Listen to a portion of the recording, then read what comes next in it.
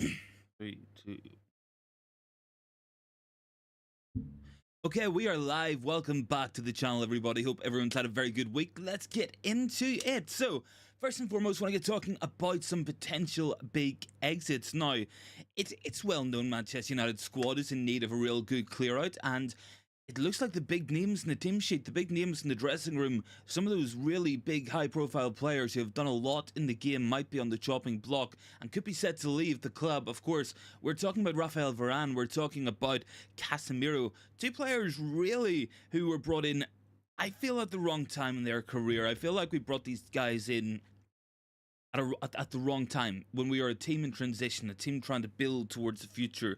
I think these are the type of signings we make whenever we get closer to being able to compete for the big honours in football and being able to really go out there and challenge for Premier Leagues and Champions Leagues. But Joe, I can't say I'm too annoyed about this. Obviously, look, there's issues with Varane, there's issues with Casemiro, injuries, age, form this season between both of them has been quite disappointing on the whole. Now, I think Varane has been better than Casemiro, but those injuries constantly racking up, constantly not being able to be relied upon, I think that's really damaging as well. Stephanie, thanks very much for joining in with us. We're up to 14 likes as well. Big ups for everyone dropping a like so far on the stream. So yeah, what's my thoughts on this? I think you're looking at two players last year who were part of the bedrock of this team. Really, that triangle of Casemiro, Martinez and Varane got us a lot of clean sheets last year and probably helped us win that Carabao Cup. Really important in what we did last year. Was the long-term planning ever there with Casemiro and with Varane? Probably not. These were signings I think we brought in perhaps at the wrong time. I do think Casemiro screams of a panic buy last year. I think De Jong was the plan, and I think for us to jump from Frankie De Jong immediately to Casemiro really showed the lack of planning. I think Rafael Varane was signed really because we felt at the time, certainly going into all these last season, that we could have maybe challenged for a league title. We finished second the year before we brought in Ronaldo and Varane and Sancho, and ultimately that season fell flat in his face. But the signings are still there. So what is your guys' opinions on this? Because there's a lot of different thoughts out there. A lot of people have different ideas that these are the type of elite level players that we need at the team. Other people will say, and probably rightfully so, that they're no longer elite players. They are not at the level they were at last season, and they're certainly not at the level they were at Real Madrid. Will they ever get back to that? I don't know. Very, very difficult to recapture that form once you're the wrong side of 30, especially in football, especially at this moment in time in the game and where this club's headed. Because look, there is things happening on and off the pitch. A lot of changes will be coming. We might be looking at new directors, new CEOs. We might be looking at new manager, new style of football, new approach to how we run the football club as well. A lot of things are going to change at Manchester United. Do we need Varane and Casemiro? Will they be of any use to us at a time 2 years in the line where maybe we are ready to compete after several good transfer windows, where we can go on and push for Premier Leagues and Champions Leagues? I'm not too sure. I feel like these are players you buy for the here and now. These are the type of players we sign when we're going to make that jump from being a top 4 team to a title challenging team. I think at the minute we're struggling to finish in top 4. We're going through a lot of transitions off the pitch. There's a lot of uncertainty on the pitch. Nobody really knows what the style of football is. We don't really know where the long-term plan is. Will it be Erik Ten Hag? Will it be a new manager? I think there's a lot of ifs, buts and maybes, and those aren't the real situations and environments you want to have when you're bringing players like this into the club, when you're trying to push yourself across the finishing line with these big type signings. It's like when we signed Robin van Persie. That was a signing that got us across the finishing line. We finished second on goal difference the season before, but we signed Zlatan Ibrahimovic, we signed Cavani, we signed Ronaldo, we signed players like this in their 30s who came in, had one very good season at the club, and ultimately their form started to spiral. A lot of those players have gone on elsewhere and not had a lot of success. Zlatan went to MLS. Now, ultimately, yes, he went back to AC Milan, but that's a whole other issue there as well. That was a team really struggling. Cavani ended up leaving and going to Valencia, I think, and then now he's playing in South America. Ronaldo playing in Saudi Arabia as well. These are not the long-term signings that we build a team around for the future, and I think that's the key thing here. We have to be building towards a better future at this club, a better, more sustainable future. Do I think that Varane and Casemiro are the first two players I would want out? Absolutely not. I'm looking at Martial, I'm looking Van de Beek, I'm looking in that backline, Victor Lindelof. I'm looking potentially Harry Maguire, Diogo Dalot maybe.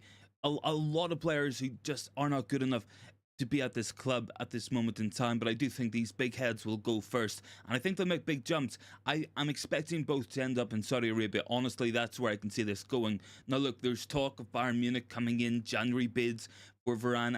I think we can pretty much dismiss that out of hand. I can't see Bayern Munich signing Raphael Varane when they have Matthias de Ligt, when they have Kim Min-jae, when they have Deo Upamecano.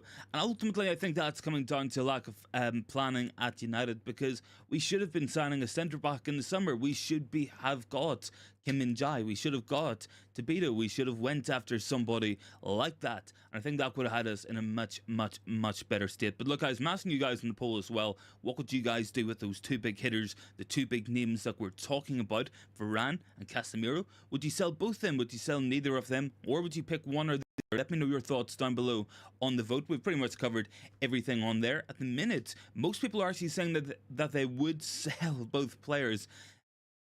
I see the vision. I see the idea. I do.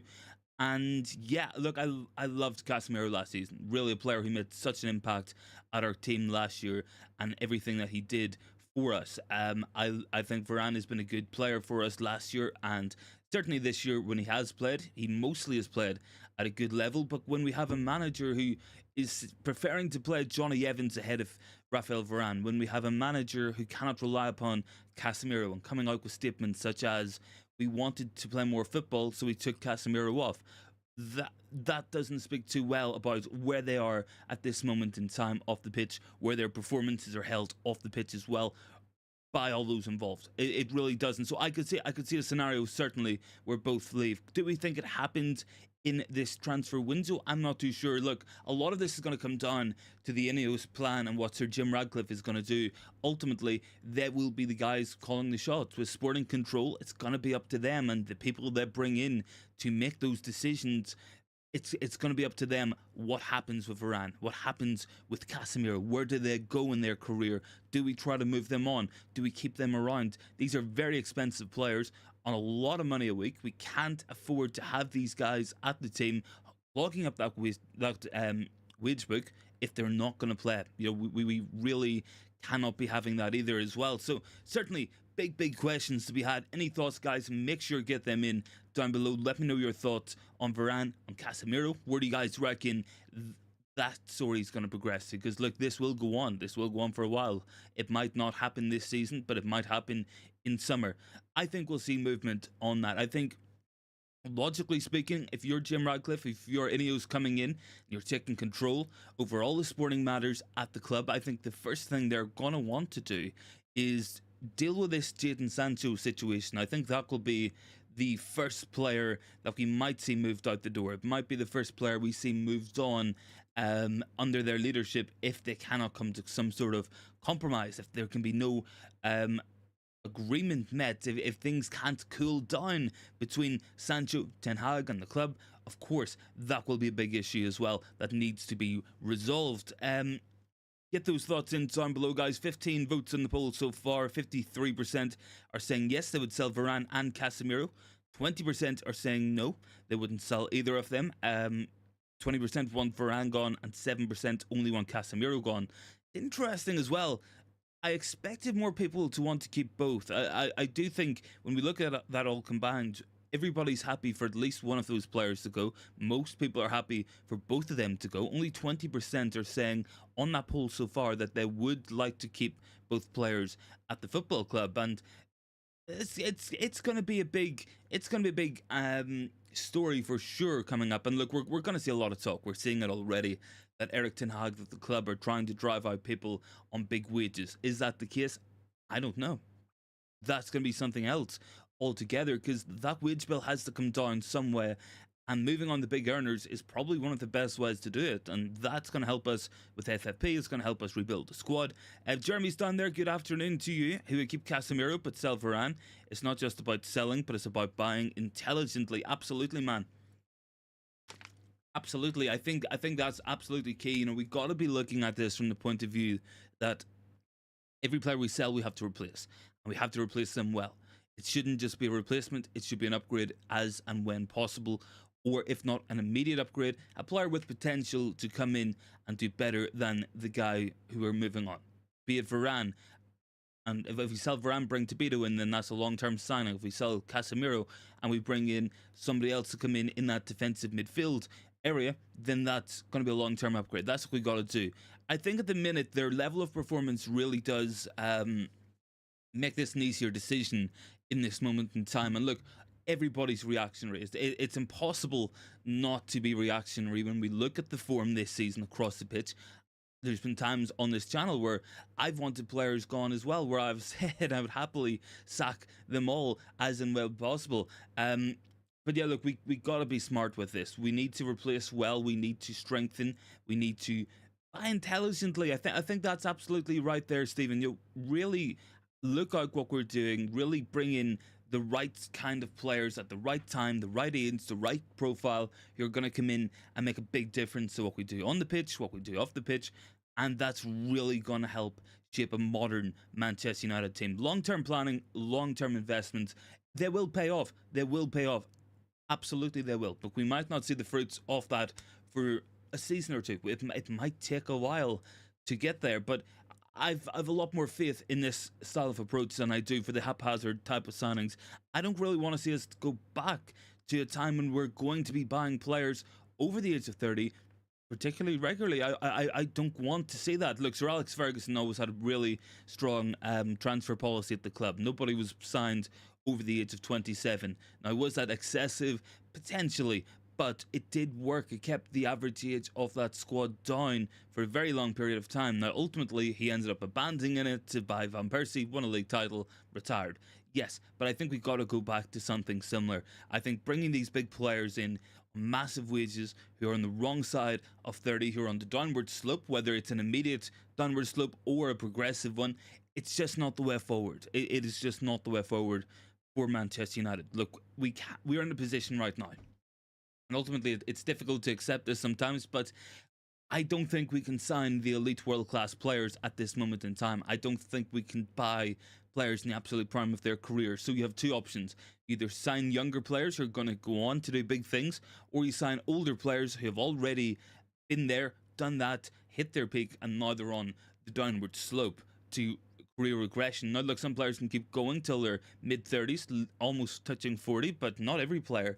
And I think we're safer buying young. And buying young is going to give us more energy in the team. It's going to give us harder work. It's going to have players who are going to be fit, available, ready on a more consistent basis. And that's just going to help us out so much. And I think that has to be part of the transfer plan that we go for. These long-term alterations, these long-term plans, I do think they'll pay off. I do. Look, it might take a while, but I think we'll get there. And I think a good top-down model is what's going to succeed in this club, and it's what's going to succeed in football in this day and age. Look around.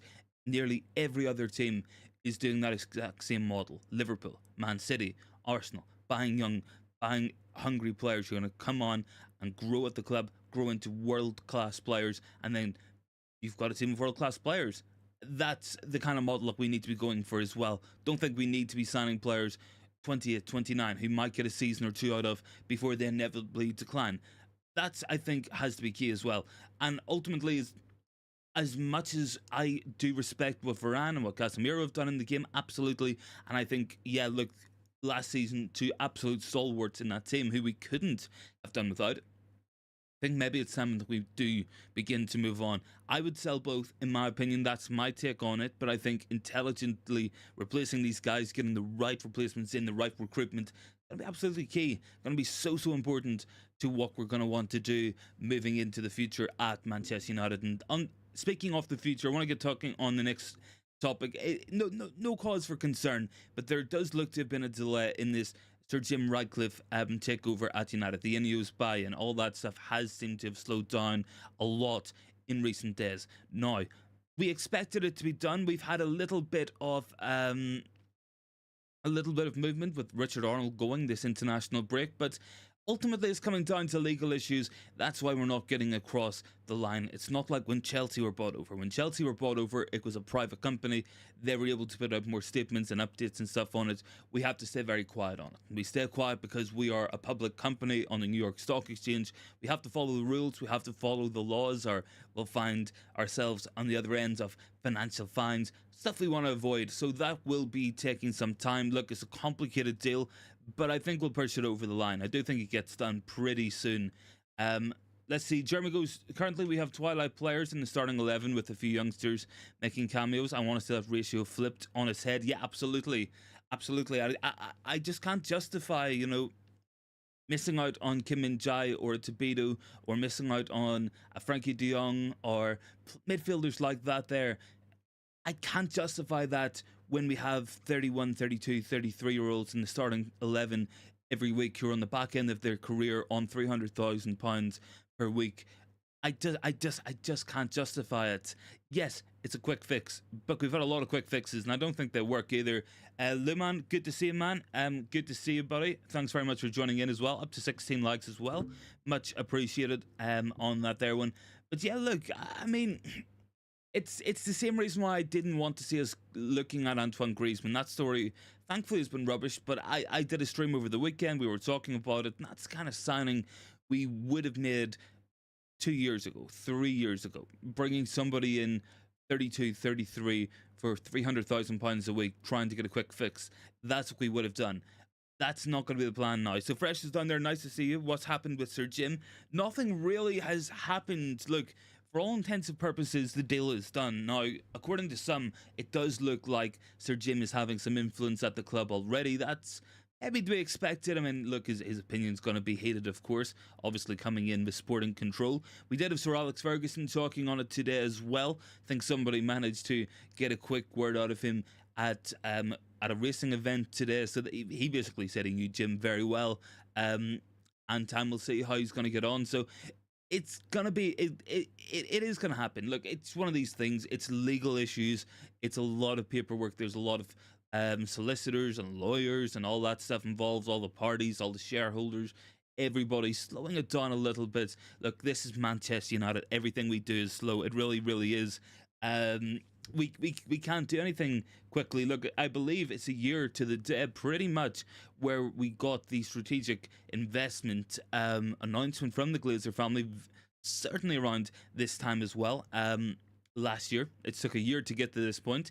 It might take a while for us to get there. Now, what I can tell you guys is it does appear that we have begun some of the initial groundwork for that fit and proper owner test to try shorten down that journey as well. So once everything gets announced, then all of a sudden it should become a lot quicker to be able to get Radcliffe in as owner and then get to work, get these people we want in, the Paul Mitchells, the Dougie Friedmans, guys like this. You're going to come in and really take a hold of this club, really get to work and make a lot of big important changes. Look, there's some interesting stories coming out tonight. I think it's Alex Crook was talking, like we're looking to set up a recruitment committee of sorts, like bringing in multiple footballing experts, the likes of Paul Mitchell, Friedman, Paolo Maldini was another one talked about on that list. So we could see multiple people come in and really try to fill out as much as possible the recruitment side of the club. Maybe somebody works in sales, somebody works on the acquisition, someone looks at the scouting network, heading all that stuff up. It's a big job, and I've no doubt, there's no doubt in my opinion and in my mind that we basically have nothing at this club. I can nearly guarantee that in terms of the recruitment team, it is absolutely minuscule. In terms of the scouting team and the scouting network, it's practically non-existent, if it is listened to whatsoever. So it could be a big job for one man to do. So if we bring other people in who are going to work together and collaborate on this stuff, yeah, it's probably going to be a good thing for us. Stephanie's down there as well. Good to see everybody. Up to 20 likes as well, I think, on the stream. So thanks very much for that one. Much appreciated. Any more thoughts, guys? Make sure to get them in down below and get voting on that poll as well. The poll running on tonight's show pretty much is talking about the Varane and Casemiro situations. Two players who do look like they're set to leave. Two very experienced players who've won everything in football. Really key players for us last year. Do we sell them? Should we be selling these players? I want to know your thoughts on this one. For me, look, I want to look at things long term, and I think that's going to be the strategy moving forward.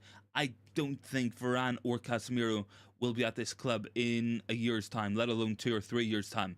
And even if they are, they'll not be at the level that they're at right now. And that level signally has regressed from last year as well. So big concerns on that one. I don't think we're going to get the Real Madrid Varane, the Real Madrid Casemiro. I don't think we're going to see that again. I think they're over the hill in their career. It's on the downward slope. It might be a quick downward slope. It might be a slow one, but it is happening bit by bit. And the constant injuries are picking up, taking up first team spaces as well on massive wages. So I think really there's no other option with these players. You either keep them and play them, or you move them on.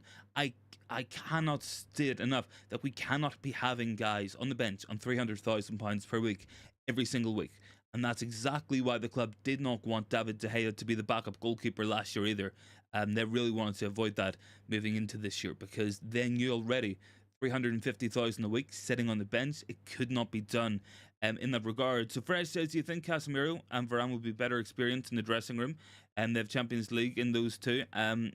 More than the rest of the team. Yeah, absolutely. See, like that's the trade-off. You know, you're trading guys who have won, I don't know, like 10 Champions Leagues between them, numerous La Liga titles, Varane World Cup winner. You know, you're trading that pedigree and experience and knowledge within your dressing room, potentially for younger players. You're not going to have it. But at the same time, is that knowledge worth £300,000 per week? Really hitting us on that FFP as well. A lot of considerations to be had in that regards, in my opinion. Tom is down there. Well, Real Madrid kept older players in Ramos and Modric while flogging Varane and Casemiro. They held the sports science data. I can hear Perez laughing from here. Yeah, look, there's definitely aspects of that. Look, we always say as well, Real Madrid do not sell players for no reason. They'll let them go when they know that they're done.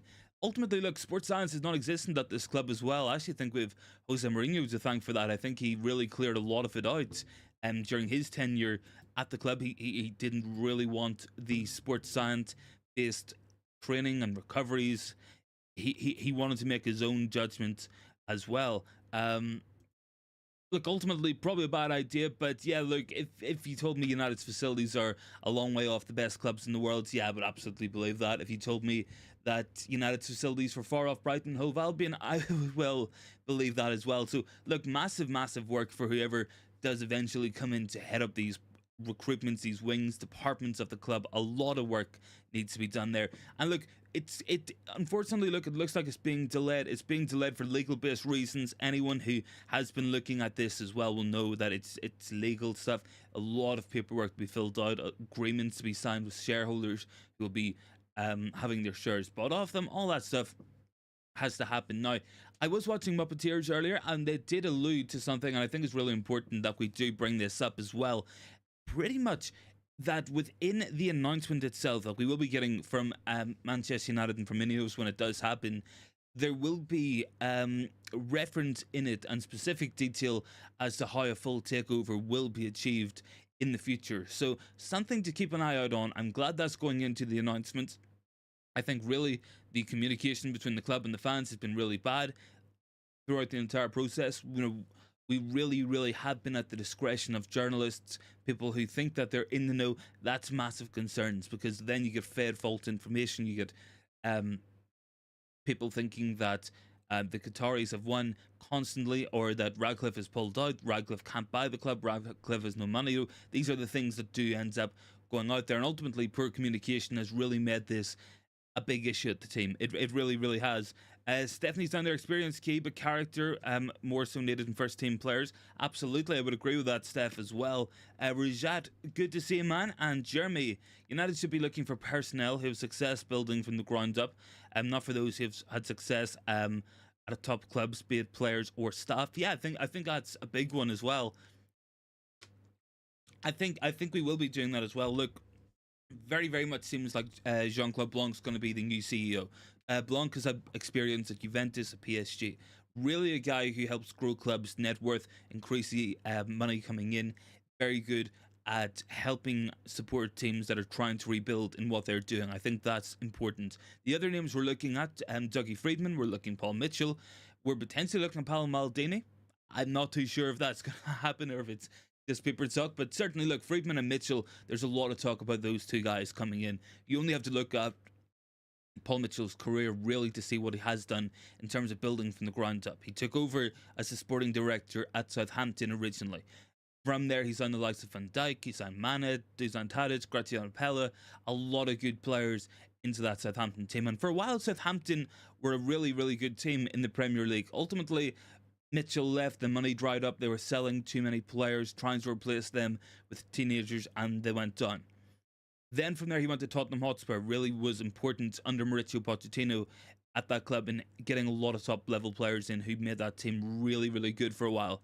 Then from there, he went to the Leipzig group. Leipzig, I mean, practically built that club from the ground up within the Bundesliga, and now they're one of the best teams in the league. Probably the second best team, arguably up there with Borussia Dortmund, depending on what way the form is going at the minute. And look, from there, he went to Monaco as well. So these are people who have experience building from the floor up. It's not about ceiling raisers at Manchester United. It's about floor raisers. We got to raise the lowest levels at this club, and that's so important that we do that, because at the minute, look, there's no foundations. You know, the club is built upon quicksand, and with 2 or 3 bad results, we start sinking again.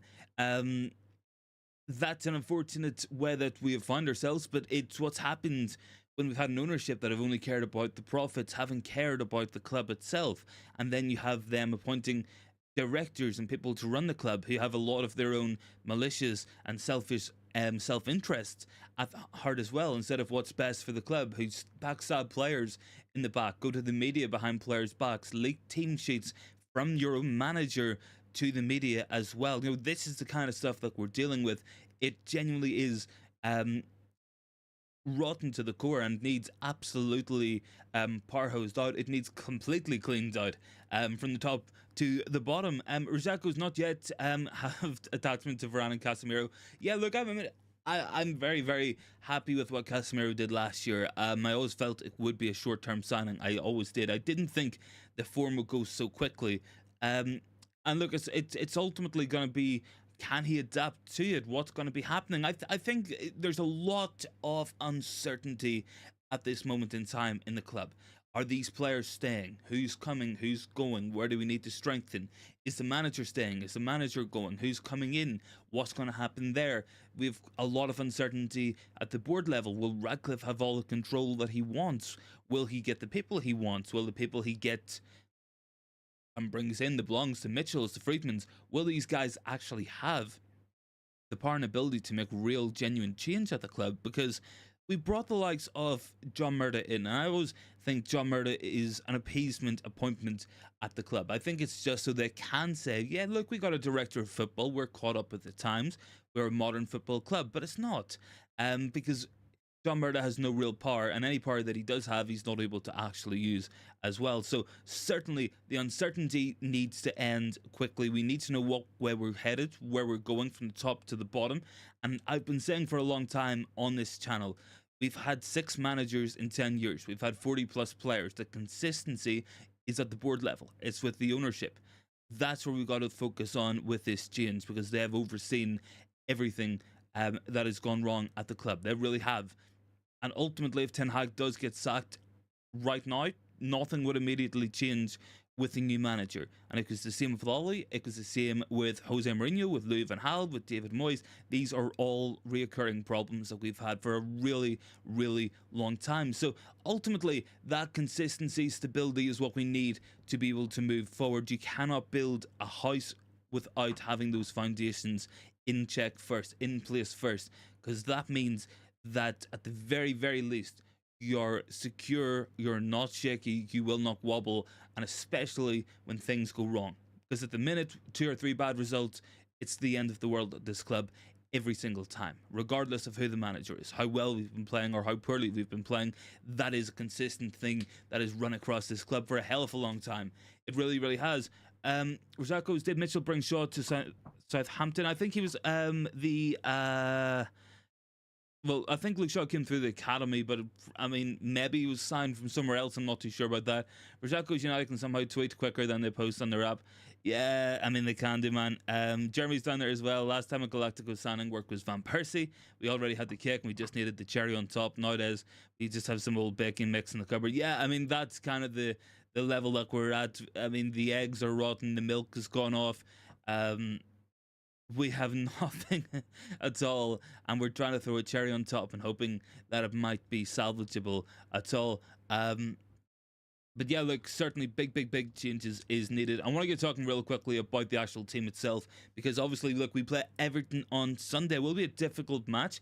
Everton will go in with that with a big point to prove, and they will be up for that as well. Their fans are going to be furious. It's going to be a very hostile atmosphere at Goodison Park. Obviously, 10-point deduction. They're appealing that. The fans are going to have a massive protest at that particular match, and we tend to find ourselves on the receiving end of teams having exceptional circumstances. I remember United losing 3-2 to West Ham at the last game at Upton Park. I remember losing against Tottenham Hotspur at the last game at White Hart Lane. These are things that seem to follow us about, unfortunately. So it might be a difficult match on Sundays. It's that's what I'm going to go for as well. Let me see. So Fresh is down there. Do you think Shaw will get 90 minutes against Everton? Yeah, look, I think that's an interesting one. I mean, if he's fit enough to do it, please bring him into the team. And I actually think initially, until Lisandro Martinez is back, I would put Luke Shaw at centre back. I think that's maybe the way we need to work this. It will help us building out from the back a lot more than having Victor Lindelof or Johnny Evans there. If we go Reguilon at left back and we go Luke Shaw at centre back with, I don't know, Maguire or somebody, it might get a job done until Martinez is back. Now, thankfully, Leitch is back as well in training. That is a big boost for us. Looks to be back doing work on the grass, but he is training separately from the rest of the team. But it's good to have him back. We were told he wouldn't be available until the new year. He might be back before Christmas at this rate of going. So I think that's real positive for United as a whole. So important. Lisandro Martinez and Luke Shaw to how we like to play going forward, playing out from the back defensively. So important.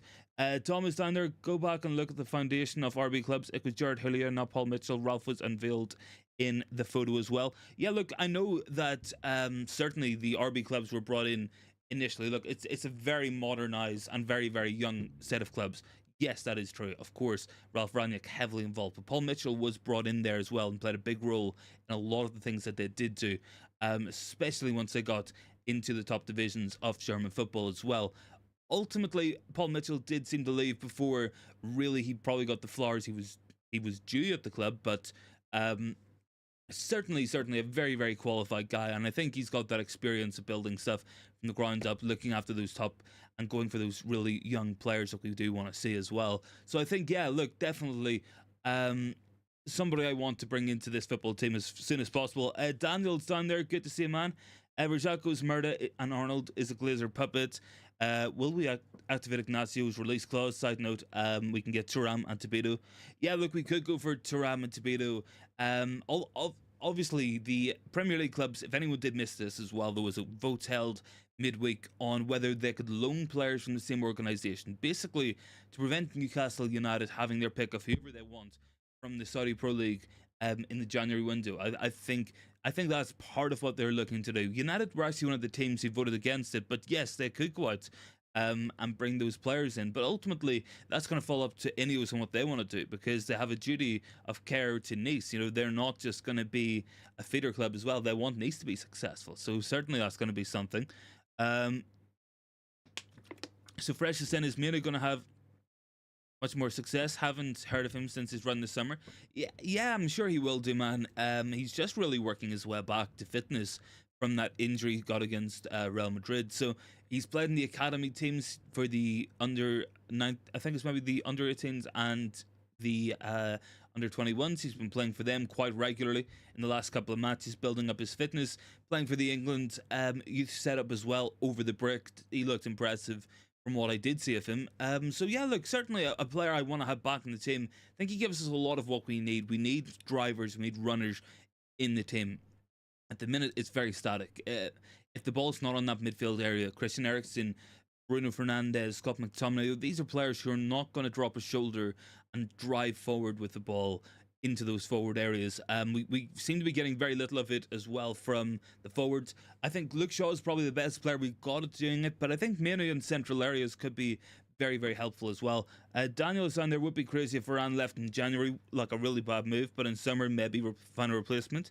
As for Casemiro, not been the same this season, so if he keeps that up, maybe he gets him sold. I think, yeah, look, I think lack of form, lack of performances has been what's hurting these guys, for sure. So I want to see more of them when they do come back in, because the team, I think it's hard to be good in a team that's really bad and playing really bad, getting awful results. So certainly that's probably made them look worse than what they maybe have been. But I do think that there is a limited shelf life for these players, for Varane, for Casemiro, and I can't see it lasting beyond next summer. I think in January you might see one go, in summer you might see another go.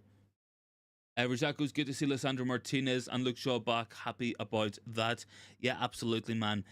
So Fresh says midfield looks slow at times. Teams seem to be able to figure out the build up before it even begins. Yeah, look, it's just slow, man. You know, it really, really is.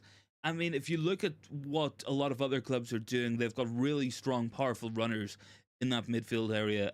We look at Tottenham, Bissouma, of course, doing really well in that team. Certainly a player in that kind of mold. You look at Arsenal, got Declan Rice in there, driving forward a lot as well, doing a lot of that physical ball carrying stuff. I think we've got a real lack of physicality in midfield in terms of pace, in terms of power, perhaps as well. You look at Chelsea. I mean, Chelsea's another example. Gallagher, Caicedo, Enzo Fernandez, a lot of passes, a lot of ball carrying, a lot of work in that midfield. Then you look at United, we don't get that from Bruno. We definitely can't get it from Christian Eriksen. I mean, McTominay can do it, but he's so limited in terms of what he does actually on the ball, in terms of the actual passing work as well. So, you know, that's a concern, certainly for me. I want to see more athletic players in the middle of the pitch. Absolutely essential that we do get that. Tom is down there. Lydia and Turam is... I actually can't say the guy's name either. I know it's just Turam, man. I think it's like Kefaran. Kefaran's an agent. He's going to Juve. Tabito was five or sixth choice for France. It's why he's playing against Gibraltar. Yeah, look, it's true. I mean, yeah, look, Turam could end up going to Juve. We might see. I mean, Tabito, yes, look, that French team is absolutely stacked as well. Saliba, Upamecano's in there. Varane probably still gets in there when he's fit as well. So there's a lot of top quality ahead of him as well. Didier Deschamps is a man who does like to stick with what he's got and knows what he's got a lot in that team as well. But I have no concerns about Tabito at all. I think Tabito brings a lot of strengths to this team. And as well as just being a good player, yes, that's important. Got to be a good fit for the system as well. And certainly Tabito is a good player for United system. Got that really good ball carrying, good in terms of his progressing numbers, a lot of passes played per match. But ultimately, what I think he's really, really, really good at is defending the wide areas. And that's something we do lack with Harry Maguire, with Varane, probably even with Lindelof, Johnny Evans as well. Defending those wide areas, certainly when the fullbacks bomb on, I do think there's a lack of athleticism really in Maguire and Varane and the likes to be able to close down those areas and be effective at doing it. I think Lisandro Martinez is really good at doing it on the left-hand side, but I don't see it enough on the right, and that's why I think Tabito might be a decent option. He wouldn't be my first choice. He would not be my first choice. I will put that out there. If I had to pick anyone, it would probably be Ousmane Diamond from Sporting, but no chance of getting him out of there mid-season, and will probably cost a lot of money next year as well. Let me see. Jeremy goes, Pellistri's lack of game time just a function of Anthony being in his spot. Wish he played more. Yeah, I wouldn't mind seeing it. I really wouldn't. Got an assist overnight for Uruguay. Set up Darwin Núñez. In I think it was Bolivia they were playing. Looked a decent assist as well. Nice ball across the box. I think Pellistri's got things he needs to work on. I think he is a little bit lightweight at times. I do think he gets knocked off the ball easily, but he's a strong player. He dribbles. He's quick. I mean, he does work. He has real strong work ethic as well. We've seen that in that goal against Fulham as well. Ultimately, look, I think Anthony is unfortunate. I think Anthony was signed for a lot of money. He's a very limited player. He is a system player in a system that doesn't exist, and I think that's his biggest problem in trying to succeed at United. Really is. You know, he's not a versatile player. He's a player who does well with certain players around him. We've seen that at Ajax when he had Mazraoui behind him at right back, having someone to link up with, go inside, go outside, and allow him to come inside. He had midfielders drifting over to that side naturally. He had a lot of really good progressive passers in that midfield area. He also had, of course, a target man centre forward to link up to. Oftentimes it was Brian Robbie at times. So yeah, look, definitely a system player in a system that doesn't exist, and I think that's a big issue there for him as well. Stephanie goes, watch along Sunday? Yeah, I'll do a watch along on Sunday. Will be an interesting one. Rajat goes, if Garnacho can play, Pellistri can play, doing well, Uruguay. Want someone like Ignacio Tapsoba. Yeah, look, some good some good players in there as well. Certainly, I mean, Tapsoba is a good player. Wouldn't mind him. Think it would be difficult to sign these guys mid-season. Obviously, look, their clubs are having better seasons than us, bar Leverkusen, Nice, Sporting Lisbon. I mean, these clubs might want to win or at least challenge for their league title, especially Leverkusen in Germany. You know, really, really, really good football under Xabi Alonso. So, it will be an interesting time for sure. Rajat goes... sitting out as well. Werner is down there. Onana, Mane, and Bruno will make a great midfield with Garnacho, Højlund, and Diallo up front. Yes, I would agree with that as well. I think Amadou Onana would be a good signing for the club. Look, there's talk about us being in for him potentially. Everton going to have some serious financial difficulties if these court cases go through. If there is a genuine success between, I think it's Leeds, Leicester, and potentially Watford, or it might be Southampton, might be the teams who went down last year. There is, of course, talk about a £300 million lawsuit going in against Everton Football Club. So that could be a massive expense. They're trying to build a stadium. I think Onana's a really good player. So physical, so strong, that driving force we need in the middle of the pitch would answer a lot of problems. I would still like to see a controller in there. I think Minu could be that guy, but I think if you had a midfield three, might be very, very young, but I think someone like a Yao Neves, someone like an Onana and a Kobe Minu, or a Mount or a Bruno, someone like that in that midfield area, I think that gives you a lot of athleticism, a lot of quick play as well, because you have players there, when the pass isn't on, can drive forward. And we don't have that at the minute. If Christian Eriksen doesn't have a pass on, he has to turn and pass back. Christian Eriksen is not going to drop the shoulder, brush off two midfielders and burst forward towards the penalty box. He can't do that there, unfortunately. Ronnie's down there. It's good to see you, man. Thanks for joining in. I think maybe I missed a comment from Ronnie as well. Liverpool women versus United women on MUTV. Very good game. United are all over Liverpool. Just need a goal. Yeah, so the derby at the weekend. A little bit disappointing as well for them. And Rajat goes, you had Gravenberch. Yeah, he did. I mean, look, that Ajax team is really, really good. It was a really, really good progressive team. And I'm not... I don't know. Like... Rajat goes, Yao or Ruben Neves. I would say Yao Neves. I think Yao Neves. I think Ruben Neves' time is probably past. Obviously, look, I still think Ruben Neves might be like 26 as well. That's probably why there's talk of him going to Newcastle at some point on loan or something.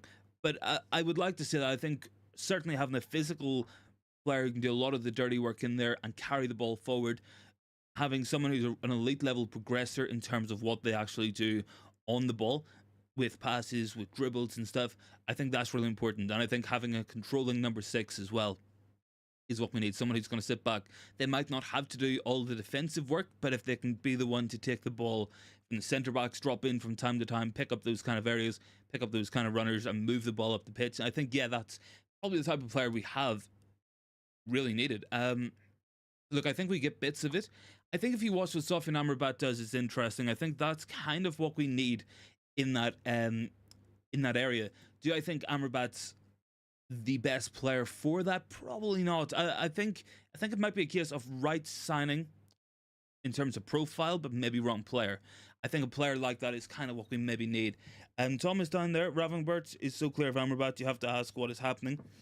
Yeah, I mean, look, Gravenberch's a good player, different type of player as well, but I think someone in Amrabat's profile would be what we need, but certainly a better player as well. I think it's like right idea, wrong execution. Maybe that's what we want to phrase that one at. I mean, yeah, look, if he managed to get Declan Rice, that could have been a nice way to solve those issues as well. Rizak goes, will Eriksen make the bench or will Højlund? Werner is saying Martial will score this weekend, assisted by Bruno. Martial does love a goal against Everton, of course, as well. Haven't really seen too much on Højlund. I know that Andre Onana will be fit, thankfully, for the match against Everton. He might have a busy match, the way we've been playing recently. Let me see if there's anything around this Højlund injury, because really haven't seen too much on it. Eriksen very quiet as well in terms of that. Let me see if there's anything in relation to Rasmus Højlund coming in.